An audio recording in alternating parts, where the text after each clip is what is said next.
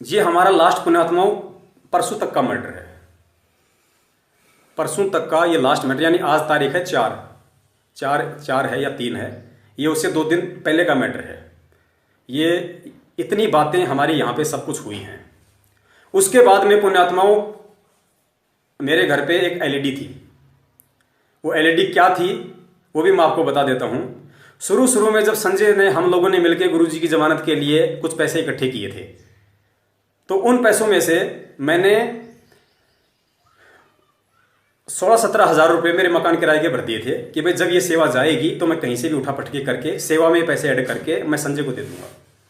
लेकिन वो पैसे नहीं हो पाए तो फिर संजय ने कहा कि भाई वो पैसे दो। फिर क्योंकि संजय वो नानक की आत्मा बन गया, हमारा वहाँ से वो मार्ग हो गया, उनका अलग मेरा अलग। संजय ने पैसों के लिए दबाव बनाया, बोले मालिक की सेवा का पैसा है। तो मैंने कहा भगत जी पैसा तो है नहीं। बोला फिर क्या करें? तो मैंने कहा भगत जी ऐसा करो, मेरे पास तो ये एक डीवीडी है, ये एलईडी है, ये एलईडी मैं मेरठ में रख देता हूँ। वहाँ पे परमात्मा के बच्चे अपना मतलब समागम में अपना सत्संग सुन लेंगे, आरती हो जाया करेंगी और मेरा भी भार उतरेगा और वहाँ भी चलो एक तरीके से सेवा लग जाएगी। बोला ठीक है। 18,000 की डीवीडी मैंने मेरठ के आश्रम में, वो एलसीडी 32 इंच की सोनी की, वो लाया तो था पुण्यात्मा में उसको 25,000 में, लेकिन मैंने 18,000 में मैंने उसको वहाँ रख दिया कि कोई बात नहीं। सत्य भगत जी, ये पवन ठग जो टीवी के बारे में बता रहा है, एलसीडी के बारे में, ये चोरी की एलसीडी है, ठगी की एलसीडी है। किसी विदेश से भगत ने टीवी भेजी थी अपने घर में देने के लिए, और इस पवन ठग ने उस भगत को टीवी नहीं दिया और उसको बता दिया कि वो टीवी टूट गई है। ये बात पवन ठग ने मेरठ कांड के समय बताई थी। जब मेरे पवन ठग के पास पुलिस फोर्स आती थी तब इसने मुझे बताया था, और वो मेरठ के बाद ये भाग गया। तब से चोर की तरह छुपा हुआ है। आप फ़ोन करके इससे पूछ सकते हो कि ये बात सही गलत है।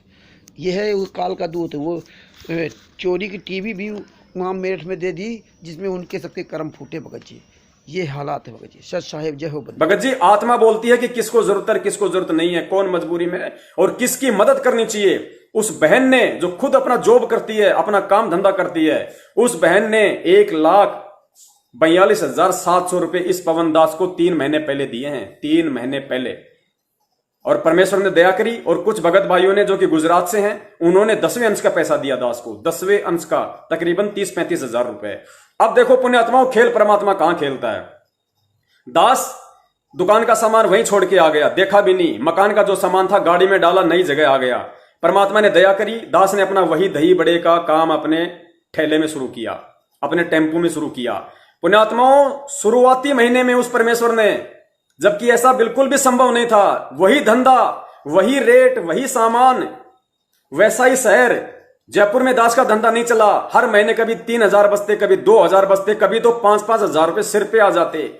मेरठ में आया तो थोड़ी सी राहत मिली कि अपने घर का खर्चा चला के 10,000 रुपए मुश्किल से दास किसी भगत को दे पाता था, बड़ी मुश्किल से। वो भी 6-7 महीने बाद मेरठ में मेरा धंधा चला, जिसमें मेरा घर खर्चा काट के मैं 10,000 रुपए किसी को देने लगा।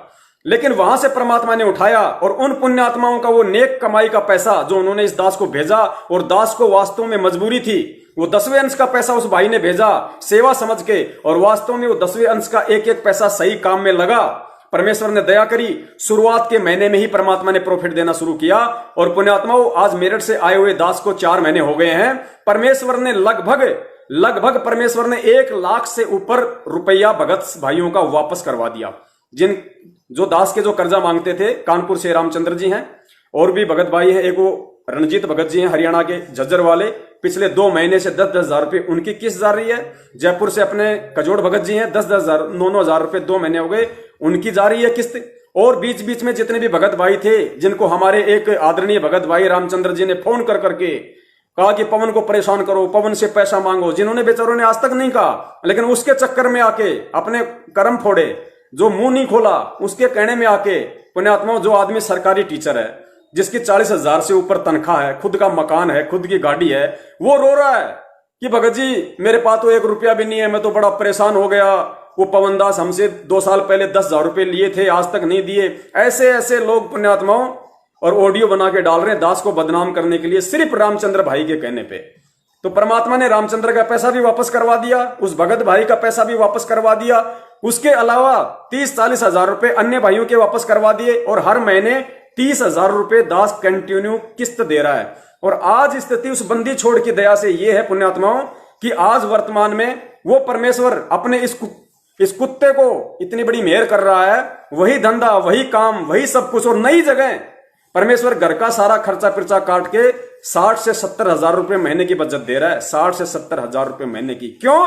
क्योंकि दास को मजबूरी थी और परमेश्वर की जिन आत्माओं से परमात्मा ने पैसा दिला दिया वो उनकी नेक कमाई का पैसा था। आज उन पुण्यात्माओं को भी लाभ मिल रहा है।